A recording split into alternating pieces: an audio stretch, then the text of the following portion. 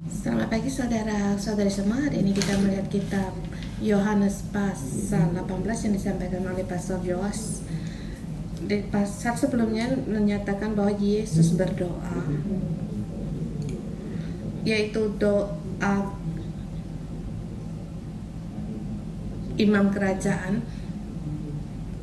kerajaan atau imamat yang rajani, yaitu berdiri di antara manusia dengan Allah. Yesus telah memberitahu bahwa dia akan menghadapi penderitaan, tetapi di dalam hatinya yaitu orang-orang yang ia kasihi, yaitu jiwa seorang imam, dan juga kasih Yesus kepada manusia. Dan hari ini kita melihat di pasal 18 waktu saya membaca,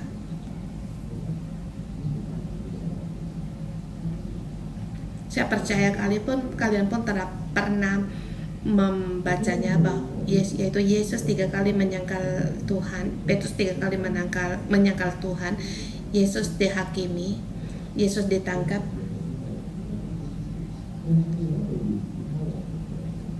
Satu kasih yang sangat kita kenal,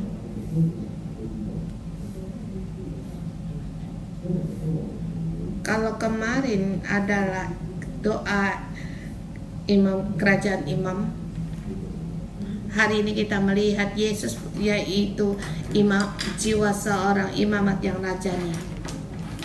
Kemuliaan Yesus dengan kemuliaan kita, apa perbedaannya? Kemuliaan dalam hati kita yaitu kemuliaan seorang raja yang penuh kuasa, yang berkuasa atas dunia, yang bisa mengalahkan musuh. Tetapi kemuliaan Yesus bagaimana dinyatakan?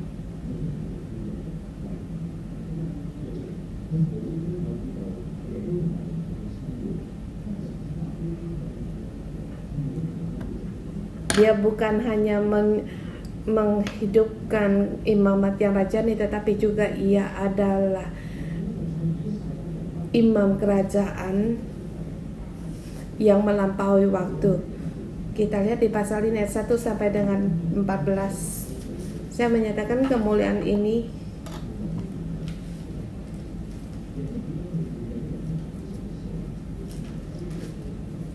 Aku adalah kemuliaan yang membawa yang dahsyat dan juga membawa kasih.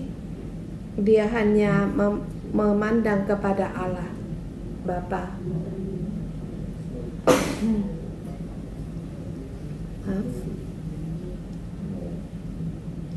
Yesus telah berkata-kata di perjamuan malam terakhir. Di sini, setelah Yesus mengatakan semua itu, ia keluar bersama murid-muridnya dan mereka pergi ke seberang sungai Yordan. Di situ ada taman, ia masuk ke taman itu bersama-sama dengan murid-muridnya. Yudas yang mengkhianati Yesus tahu juga tempat itu karena Yesus sering berkumpul di situ dengan murid-muridnya. Tempat ini yang sering dikunjungi oleh Yesus. Di pasal sebelumnya dia telah pergi, dan Yesus berkata kepadanya, kerjakan apa yang hendak engkau kerjakan. Maka Yesus meninggalkan mereka dan ia mengkhianati Yesus. Dia tahu akan jejak Yesus sebab dia sering berada di tempat ini. Mengapa ia mengkhianati Yesus?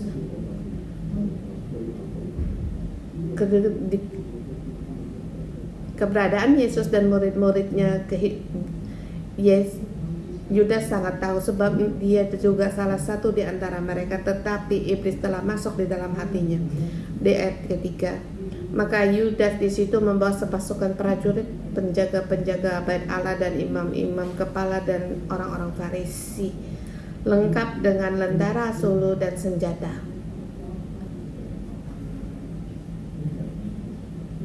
Bagaimana Yesus menghadapi murid yang mengkhianati dia, dan bagaimana tanggapan dari Yesus? Ayat keempat.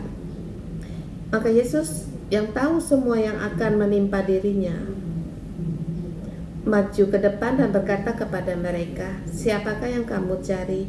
Jawab mereka, Yesus dari Nazaret.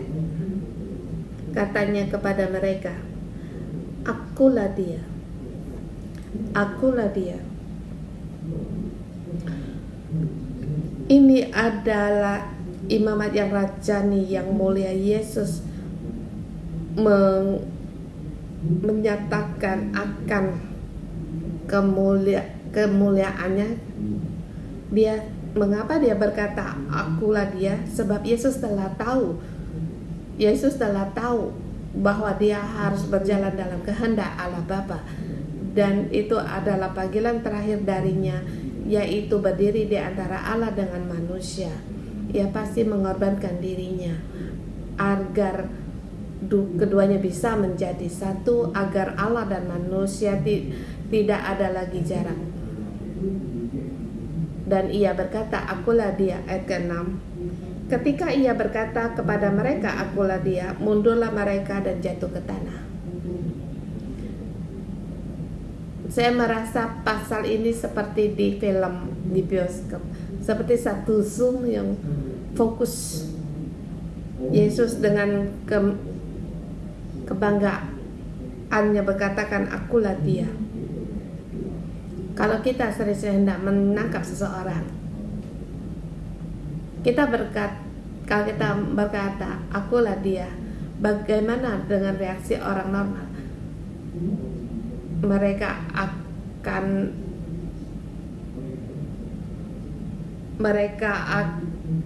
terjatuh ke depan, tetapi mereka mundur dan jatuh ke tanah. Dan ia bertanya pula, siapa yang kamu cari? Kata mereka, Yesus dari Nazaret. Dan jawab Yesus, telah kukatakan kepadamu, akulah dia. Akulah dia. Gambaran ini kita melihat Yesus akan keperkasaannya. Yesus berdiri di antara Allah dengan manusia. Dia sudah akan ditangkap sebagai pasca anak domba, tetapi perkasaannya tidak ada yang hilang setitik pun. Di hadapan manusia adalah malam kegelapan, tetapi dalam jiwa seorang imamat yang rajani, dia yang punya dengan kemuliaan dan keperkasaan.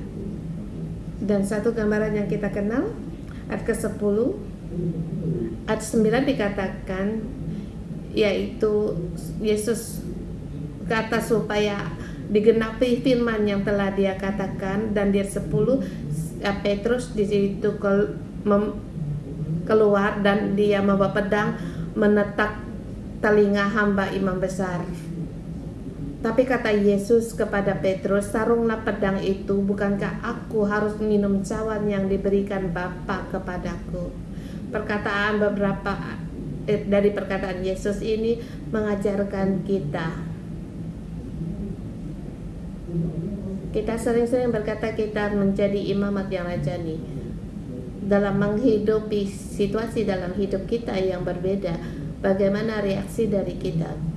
Ayat ke-5 dikatakan Yesus berkata, akulah dia. Yesus sudah tahu bahwa mereka akan datang. Yesus hidup dalam seperti langkah nubuatan.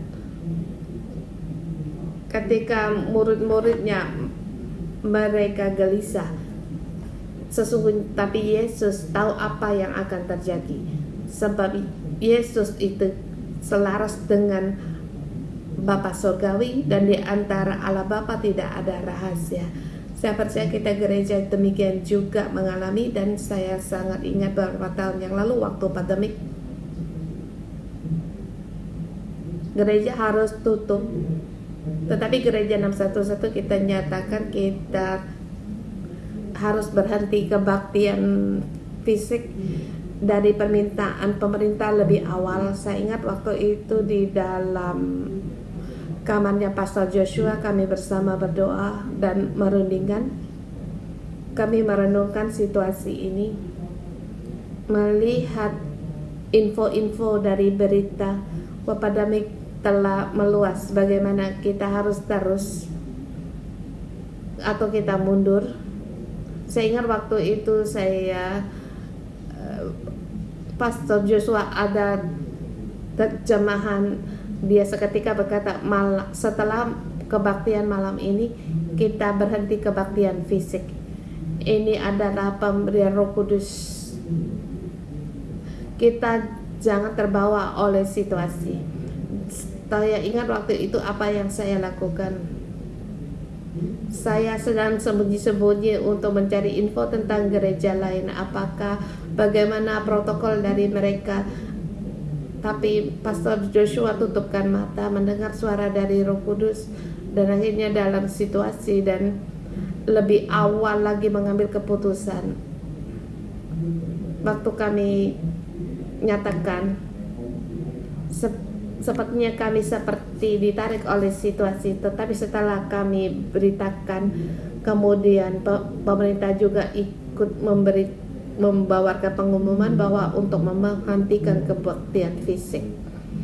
Orang mengikuti situasi berjalan, tetapi kita memilih untuk mengikuti Allah Bapa, agar jangan situasi mengikuti kita, tetapi kita ada hubungan dengan Allah Bapa. Tadi gambar pertama, Petrus di situ menghunus pedangnya. Bagaimana kemuliaan dari Yesus? Kemuliaan Yesus membawa kasih. Yesus dengan perkasaan, bahkan orang yang mau menangkap dia juga menjadi takut. Tapi kita tahu, waktu Petrus dia menghunuskan pedang itu, di kitab Lukas sangat jelas menerangkan bahwa telinga hamba itu memang putus, tetapi Yesus menyembuhkan telinganya, menyembuhkan hamba itu yang namanya Malkus. Terhadap orang yang hendak menangkap dia, orang-orang yang membenci dia, kemuliaan Yesus di sini dinyatakan. Saya awal pernah berbincang dengan anak putra saya, dia tahu bahwa Yesus adalah raja, tetapi raja dalam hatinya. Dia berkata, kalau Yesus raja, apakah kalau dia adalah raja, dia membawa pedang, apakah dia juga akan membunuh musuh-musuhnya? Saya tidak pernah berkata demikian, sebab waktu kami di pedesaan jadi pastor, di situ kami ada pelengkapan Nania. Dia mencari mahkota, kemudian pedang.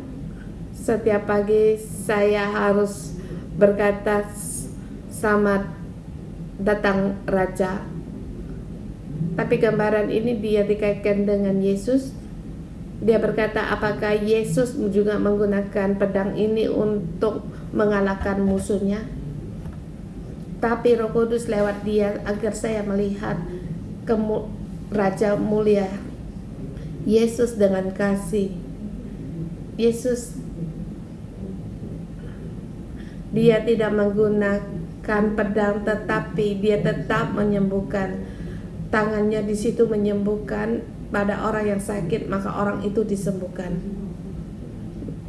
Jiwa seorang imamat rajani, dia adalah raja yang penuh kasih, menjamah dan menyembuhkan. Dan Malkus pun disembuhkan.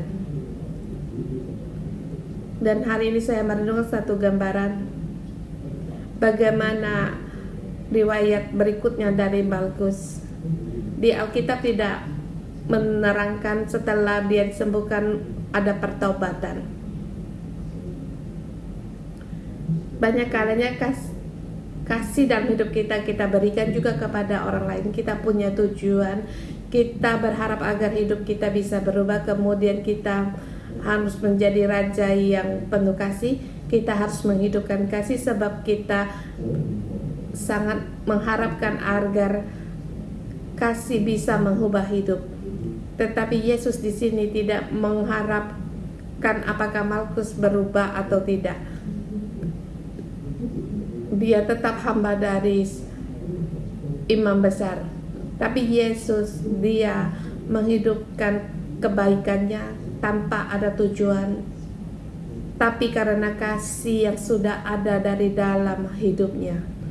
Ini memberikan kita satu peringatan agar kita jangan kesusu kita khawatir, janganlah kita sangat tergesa-gesa untuk perubahan hidup seseorang, sebab yang berkuasa atas segalanya ada di dalam Allah Bapa.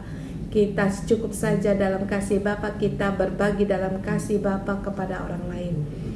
Dan kemudian kata Yesus kepada Petrus, bukankah aku harus minum cawan yang diberikan Bapa kepadaku? Ini membuat saat jawaban dari Petrus dengan kedagingannya, tidak ada orang yang menyalahkan Yesus, tidak ada orang yang bisa yang menyalahkan Petrus. Seperti kita orang yang alami untuk melindungi gurunya atau melindungi Yesus, dia menghunus pedangnya. Dia seorang nelayan, tetapi ia memilih untuk menghunus pedang. Tetapi Yesus berbeda dengan pandangan kita. Di dalam Yesus tidak ada akan marah atau ke darah dagingannya. Dia dikatakan dia hendak berkata, aku hendaklah harus minum cawan yang diberikan Bapa kepadaku. Yang dipandang adalah Bapa, walaupun itu cawan kepahitan, dia akan melakukannya. Ini pilihan Yesus. Kemudian Yesus bukan raja yang dengan menghunus pedangnya. Dia bukan hanya perkasa, tetapi juga ia membawa juga ada kasih. Yang terpenting setiap kasihnya dia memandang kepada Bapa Surgawi. Saudara semua, kita harus belajar dalam kemuliaan ini. Dalam kenyataan hidup kita tidak akan menghunus pedang, tetapi di zaman sekarang atau dari zaman dulu sampai sekarang kita mempunyai pedang, yaitu pedang tentang pohon kehidupan yang baik dan tentang pohon pengetahuan yang baik dan yang jahat. Pohon penuh dengan penghakiman atau iri hati dan lainnya. Tetapi bagi Yesus yang ia pandang adalah kasih. Di sini dari ayat 12 sampai 18 ini dibagi dari dua bagian untuk dilihat.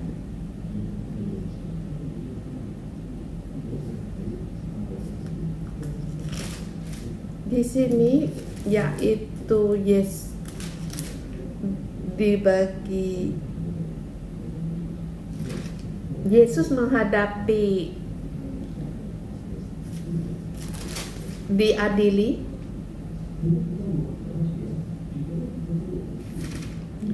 ayat 15 itu dimulai adalah B, 12 sampai 14 itu A, 28 sampai 38 itu juga ada bagian yang lain. Hidupnya Yesus di antara di tengah-tengah ini kita lihat Yesus sengaja untuk membagikan demikian seperti dia agak terpisah. Dia tidak menuliskan terlebih dahulu Petrus menyangkal Yesus dengan imam besar. Tetapi dia memberikan gambaran dari Yesus. Cakapan ada Petrus dengan Yesus terlebih dahulu. Padahal di depan dikatakan Yesus, akulah dia. Tapi Petrus berkata, bukan aku. Pada orang bertanya kepada Petrus, bukankah kamu orang yang mengikuti dia? Tapi jawab Yesus, bukan, di ayat 17. Kemudian mencatat juga cuaca dingin. Di situ mereka memasang api dan berdiam. Di situ juga ada imam besar. Imam besar tahu akan keadaan Yesus.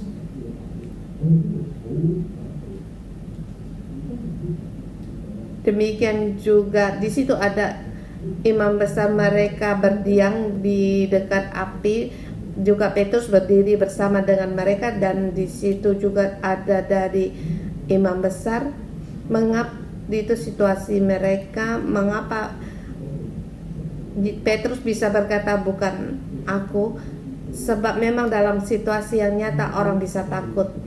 Kalau aku adalah murid Yesus, akan menghadapi penganiayaan dan kesengsaraan, mungkin jawaban juga aku bukan.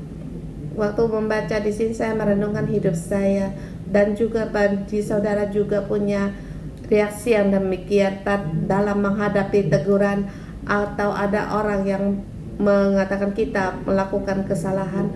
Mungkin reaksi kita akan bukan aku.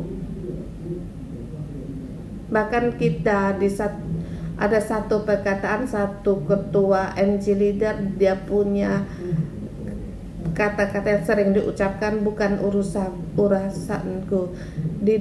Suatu hari di toko ada satu yang jatuh, reaksinya langsung bukan aku.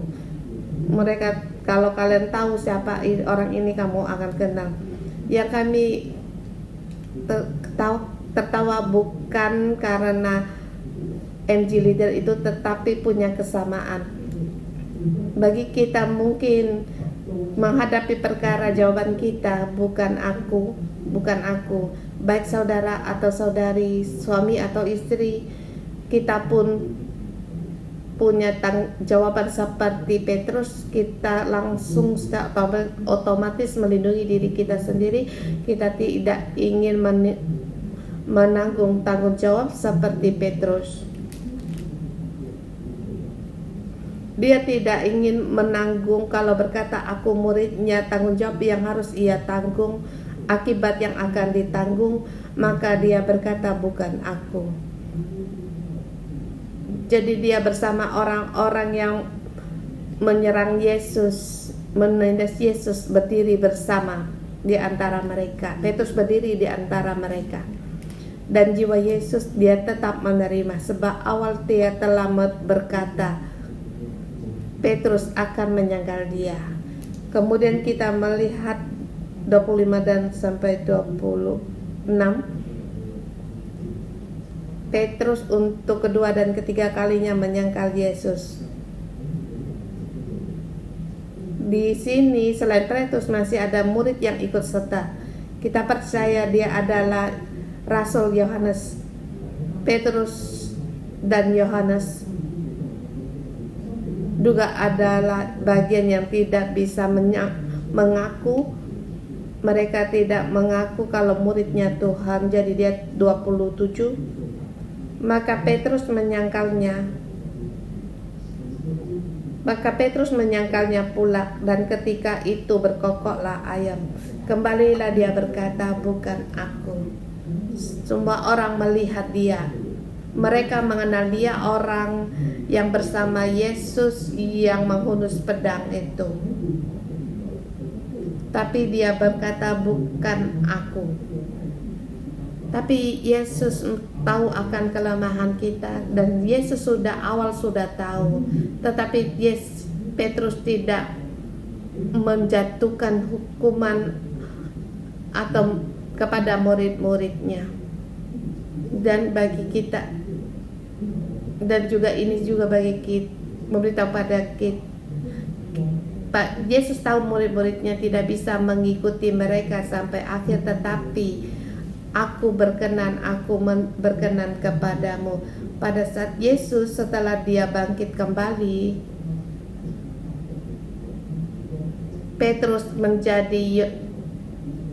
Petrus dan Yohanes yang penuh kuasa.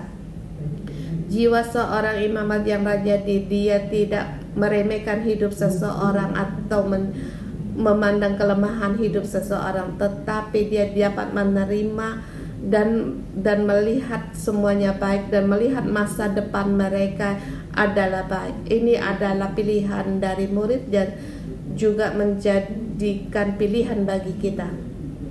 28 sampai 38. Pada saat Petrus berkata, bukan aku, bukan aku, bukan aku, Yesus membawa kebenaran menghadapi imam besar.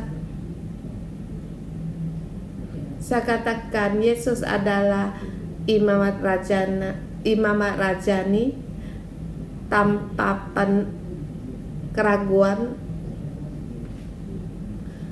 Yes, di ayat 28 Yesus berkata,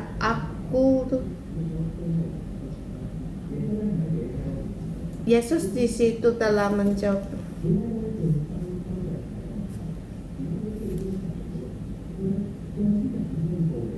Yesus berjalan dalam terang. Kalian bisa bertanya kepadaku, bertanyalah kepada orang yang pernah mendengar tentang aku, sebab apa yang aku katakan mereka pun tahu. Yesus berjalan dengan terang-terangan dan seluruhnya etergam. Di dalamnya tiada yang tersembunyi atau kegelapan. Dan latar belakang dikatakan semuanya telah ia ucapkan. Dia berjalan dalam tendang. Mereka tidak ada keraguan. Pada saat hamba imam besar hendak menampar dikatakan,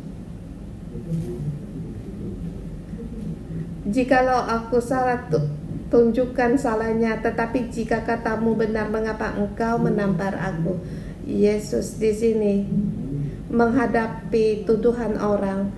Mungkin jawaban kita mungkin seperti Petrus, bukan aku, bukan aku. Tetapi hidupnya Yesus dengan berani, dia berjalan di dalam terang, di tengah-tengah terang, sebab dia tahu dia berdiri di antara Allah dan manusia, dan setiap perkataan yang diucapkan itu datang dari Allah, dan dia berjalan dalam benar. Dia berjalan dalam terang, tidak ada orang yang bisa menyalahkan dia. Ini kehidupan Yesus, hidup yang kita rindukan. Dan kita lihat ayat 28 sampai 40, Yesus dihadapkan di Pilatus.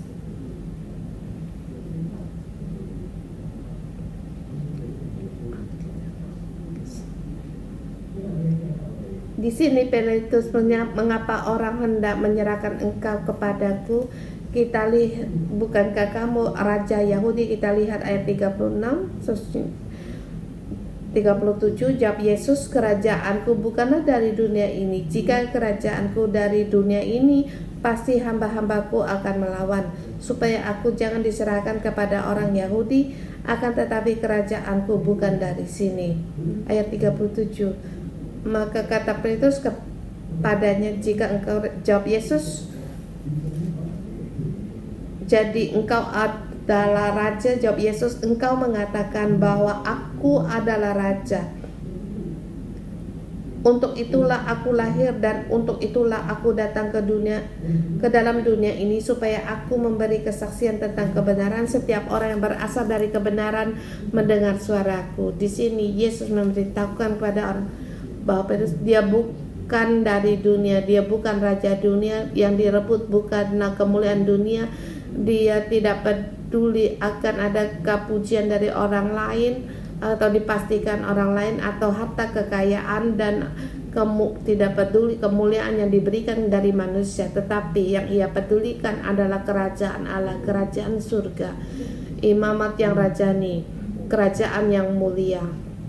Yesus di bumi ini yang ingin dia lihat ia adalah jalan kebenaran dan hidup. Dia ingin agar kita semua berjalan di dalamnya,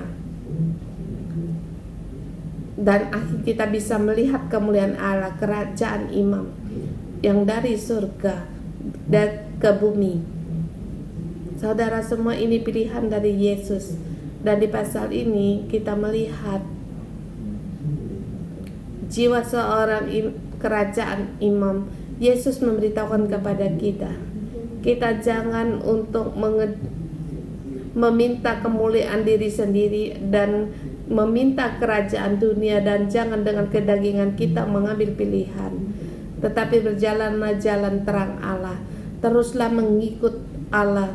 Saudara semua, ada kalanya kita secara manusiawi kita menghadapi yang tidak adil, menghadapi keputusan dari otoritasmu, keputusan dari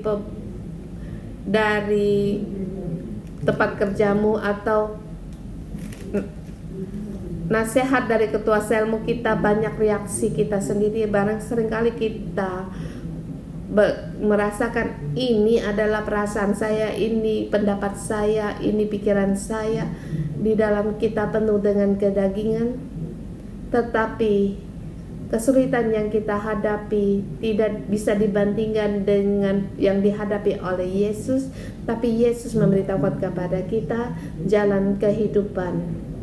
Jalan pohon kehidupan adalah salah satu pilihan, memilih untuk menjadi imamat yang rajani. Dan setiap keputusan kita, yaitu memandang kepada Bapa Surgawi, kita berdiri di antara manusia dan Allah. Jangan takut untuk diserang atau ditegur orang. Ini juga memberikan tahu saya, jangan takut untuk dinasehati. Apalagi kita di umur kita semakin dewasa, kedudukan kita semakin kita harus tahu bahwa Allah memanggil kita untuk menjadi imamat yang rajani, imam kerajaan, imam yang mulia, bukan dari dunia, tetapi pandanglah kerajaan Bapa Surgawi. Dengan rendah hati kita berpegang pada kebenaran, dan karena kita terus terkait dengan Allah Bapa, karena kita sering memberi hidup, maka kita bisa melihat kerajaan yang mulia, kerajaan imam. Oleh karena pilihan kamu dengan aku di bumi ini, Yesus di pasal ini dia tidak mengubah Malkus, dan juga karena kemuliaannya agar imam besar menghentikan pekerjaannya, tetapi pilihan Yesus membawa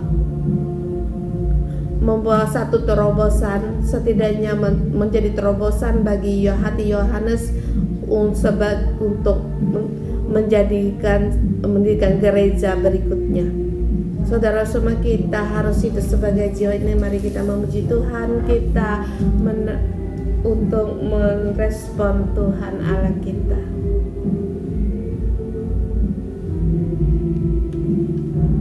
Yesus, Engkau adalah Raja yang mulia, kami memuji Engkau. Haleluya.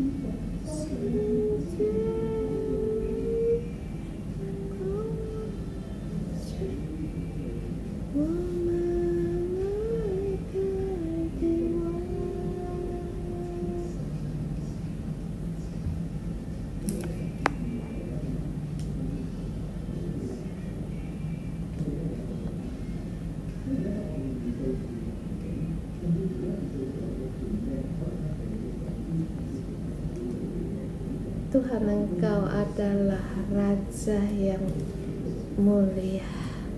Engkau Tuhan yang mulia. Engkau telah datang, yang akan datang. Tuhan, kami berterima kasih di hidup kami Engkau menyatakan kemuliaan-Mu dan Engkau menyatakan diri-Mu sendiri. Saudara, mari kita bersyukur apa yang pernah kamu hadapi dalam hidupmu, kebaikan Tuhan, kasih Tuhan, dan mari kita bersyukur dan berterima kasih memuji Tuhan kita.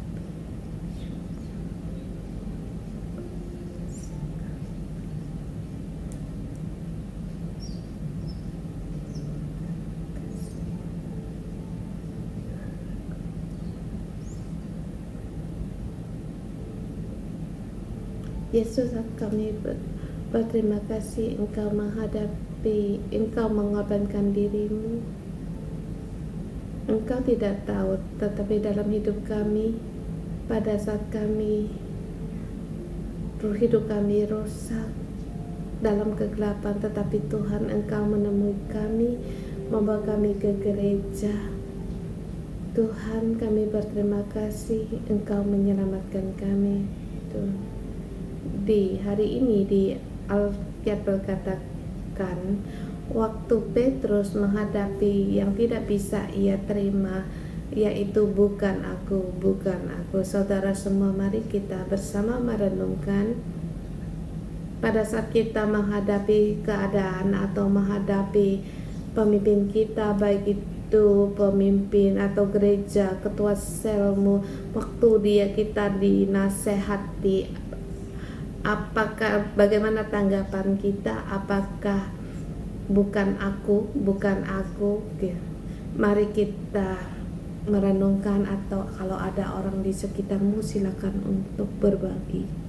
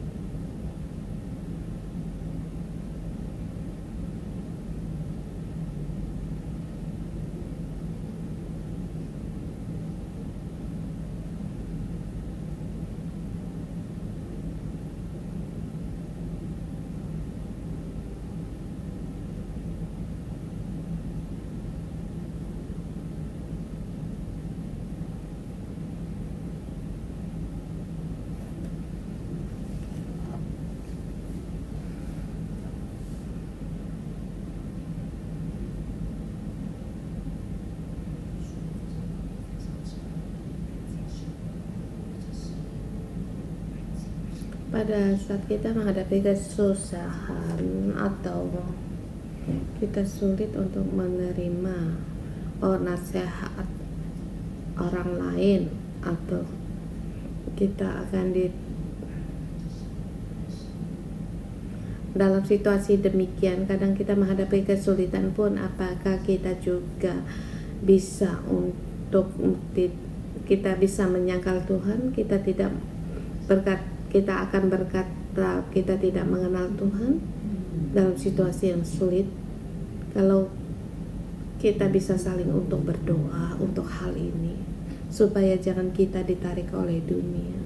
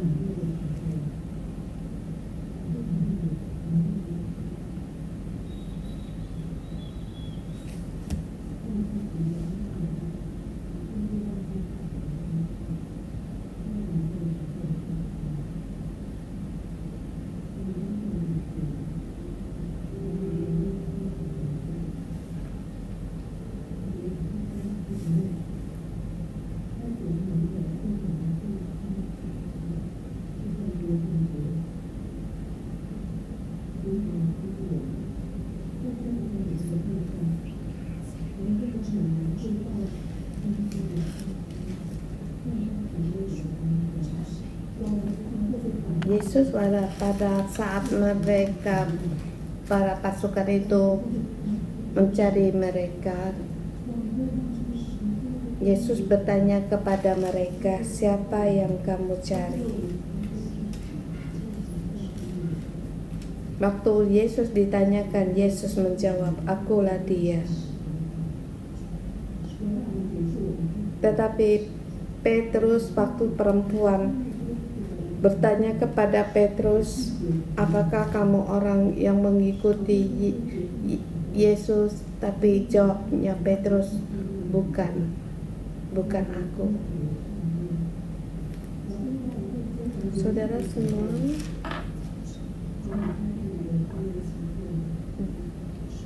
dalam situasi hidup kita menghadapi penganiayaan, apakah kamu juga akan seperti Petrus? Kita akan menjawab, bukan aku. Apakah kamu bisa untuk menyangkal Yesus dalam situasi keuanganmu krisis, dalam menghadapi kesulitan? Apakah kamu bisa menyangkal Yesus, melupakan akan anugerah yang diberikan? Tuhan, mohon Engkau tolong kami setiap orang. Petrus 3 kali dia menyangkal Tuhan, tetapi mungkin kami lebih dari 3 kali, bahkan lebih banyak lagi. Tuhan, tolong kami di dalam kehidupan kami. Sungguh kami sulit untuk menjadi imamat yang rajani, yang berdiri di antara Allah dan manusia. Kami sering-sering ditarik oleh situasi. Kami akan menyangkal Engkau. Kami lupa Engkau Allah yang menyediakan dan Allah yang bisa menolong kami. Bahkan Engkau yang mengorbankan dirimu untuk menyelamatkan kami. Tuhan, mohon Roh-Mu ada di dalam kami agar kami bisa mengoreksi diri kami sendiri. Berapa kali kami menyangkal Engkau. Tuhan, pada saat kami mengambil keputusan, kami juga tidak meletakkan Engkau di dalam hati dan pikiran kami, tetapi kami dari pengetahuan yang baik dan jahat. Tuhan, pada saat kami menghadapi kesulitan, kiranya Engkau mengutuskan malaikat-malaikatmu, ketua sel. Tapi Tuhan, kami sering sekali untuk mundur, kami menolak, kami tidak mau mendengar, kami tidak mau mengaku. Tuhan, seringkali hal ini terjadi dalam keputusan kami, dalam pikiran kami, dalam kegiatan kami bersama ketua sel kami. Tuhan, mohon Engkau kembali untuk menolong kami, hidup-Mu diam di dalam kami. Kiranya hidup-Mu seluruhnya memenuhi kami, agar kami bisa tahu bahwa kami hanyalah manusia dan seluruh kedaulatan kami serahkan kepada Tuhan. Setiap hati dan pikiran kami pada saat kesulitan datang, pada saat dalam kelemahan, dalam situasi, dalam menghadapi penderitaan, kami tidak ditarik oleh situasi, tetapi pandangan kami ada di dalam Engkau, agar kami tahu Engkau diam di dalam kami. Kami mau mendengar, kami mau mengaku, kami mau ada keberanian di dalam setiap keputusan dan mengaku Engkaulah Allah kami. Kami bisa berdiri dalam posisi kami sebagai imamat yang rajani, yang berdiri di antara Allah dan manusia. Kami tolak situasi yang mempengaruhi kami. Tuhan, sertailah kami, biarlah roh kami agar bangkit. Tuhan, Engkau mau manggil kami menjadi imamat yang rajani. Tuhan, Engkau tolong kami agar kami dalam kebangkitan-Mu. Tuhan, kami mengaku Engkau, kami tidak mau seperti Petrus yang menyangkal Engkau. Tuhan, sertailah kami. Tuhan, kami Tolonglah kami agar kami bisa menghidupkan imamat yang rajani ini. Tuhan, kami berharap kepada Engkau.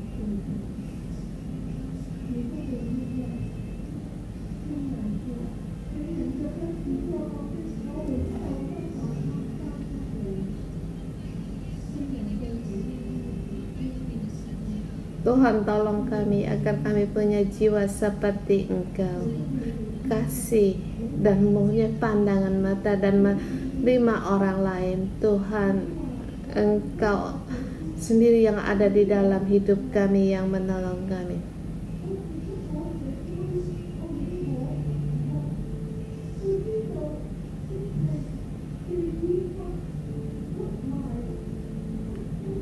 Yohanes pasal 18 ayat 5. Jawab Yesus berkata kepada mereka, "Akulah dia." Yudas yang mengkhianati dia juga berdiri di situ bersama-sama dengan mereka. Yudas mengkhianati dia. Petrus juga menyangkal, bukan.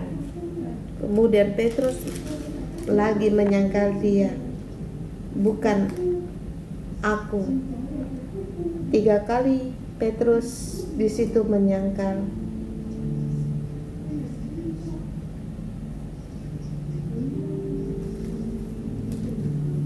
Yesus berkata, mereka bertanya tentang Yesus.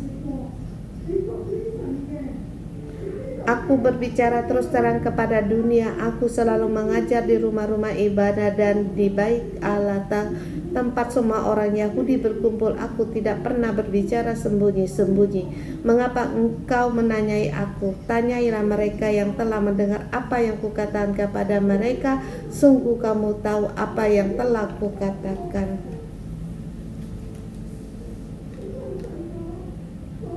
Petrus juga di sini menghadapi tuduhan.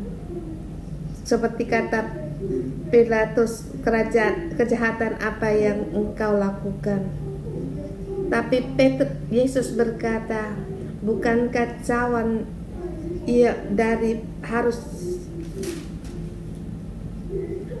bukankah aku harus minum cawan yang diberikan Bapa kepadaku?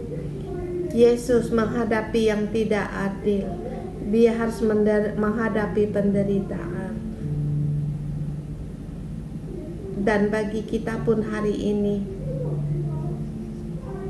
kita pun minum yang dari cawan pahit yang dari Yesus.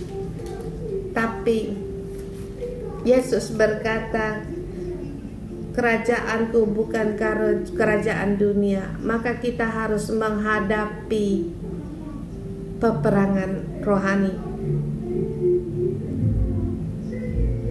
Kita lakukan profetik kita pada saat kita segala yang kita merasakan, kita disalahpahami, kita dituduh, kita ditekan, atau kita ditindas, kita di sini lakukan kita di sini kita jongkok dengan berarti kita bersedia untuk berjalan dalam jalannya salib. Kita bersedia menyerahkan cawan ini kepada Tuhan. Dan kita berkata pada Tuhan, bukankah aku harus minum cawan yang diberikan kepada Bapa kepadaku? Semua yang disalahpahami, dikhianati oleh murid-muridmu, anggota selmu, atau disalahpahami, dipermalukan oleh pemimpinmu, atau karena kamu ditampar tetapi kamu tidak melakukan kesalahan apapun. Yesus semuanya ini dia telah tanggung. Yesus telah menanggungnya untuk kita. Segala tuduhanmu, salah pahammu telah dikhianati. Yesus telah menanggungnya. Yesus berkata, anakku, engkau adalah imamat yang rajani. Kamu harus berdiri, kamu penuh kuasa, penuh kasih. Kamu bisa menerima kelemahan orang lain. Mari kita bangun bersama, berjalan, mewakili bahwa kita bersedia untuk menanggung akan kelemahan orang lain. Dan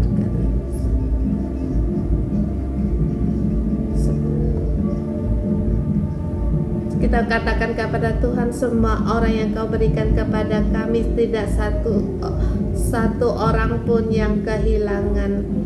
Kita semua serahkan kepada Tuhan segala kelemahan kita, atau kita disalahpahami, dituduh orang, dikhianati orang, kita seluruhnya pada saat kamu berjalan di sini, kita serahkan semuanya kepada Tuhan.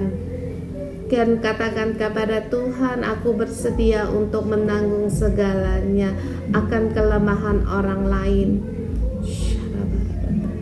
Kita berdoa.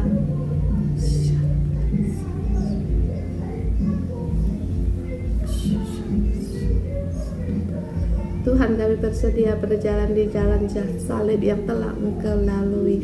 Tuhan, aku tahu segala penderitaan yang Kau hadapi. Tuhan, aku bersedia mengikuti jejak yang telah Engkau alami terdahulu. Tuhan, tolong aku berjalan dalam jalan salib Tuhan. Kemuliaan imaman rajani Tuhan, kami pun mau ingin seperti Engkau.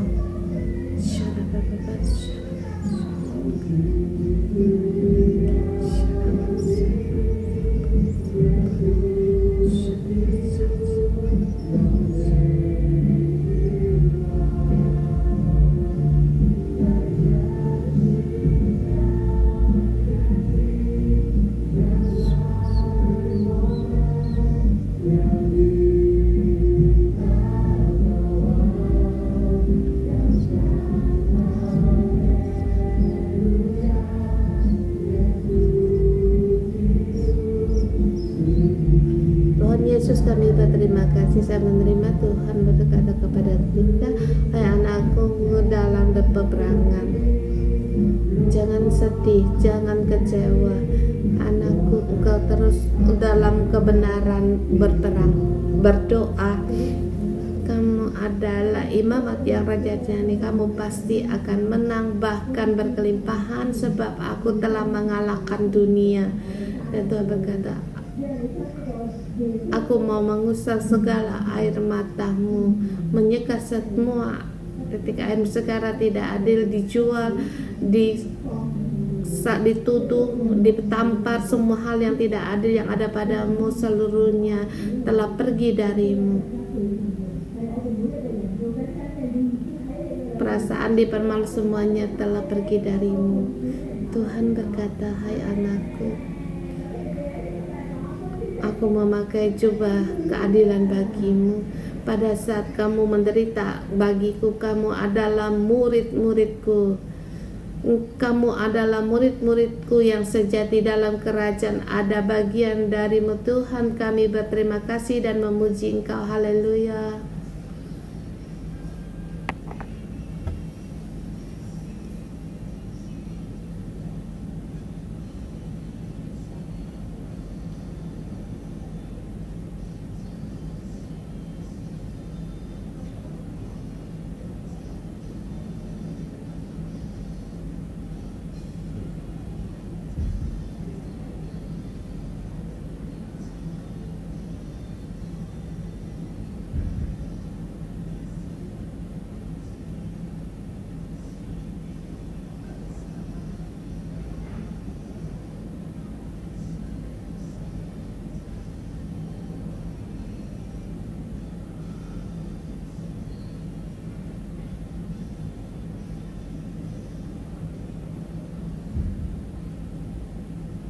Mari kita terima berkat. Aku dalam nama Tuhan Yesus memberkati saudara-saudari semua.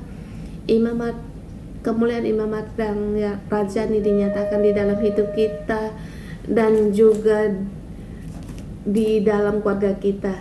Kebaikan Yesus, kasih setia Yesus, hidup yang tidak membanding-bandingkan diberikan di dalam hidup kita. Tuhan Yesus, Engkau menerima bahkan dengan kasih menanggapi semua orang. Dan juga lebih penting, Yesus ingin berkait dengan kita setiap orang. Tuhan Yesus, kita berdoa dalam nama Tuhan Yesus. Amin. Puji Tuhan. Imamat yang rajani ada di dalammu. Haleluya. Amin. Puji Tuhan.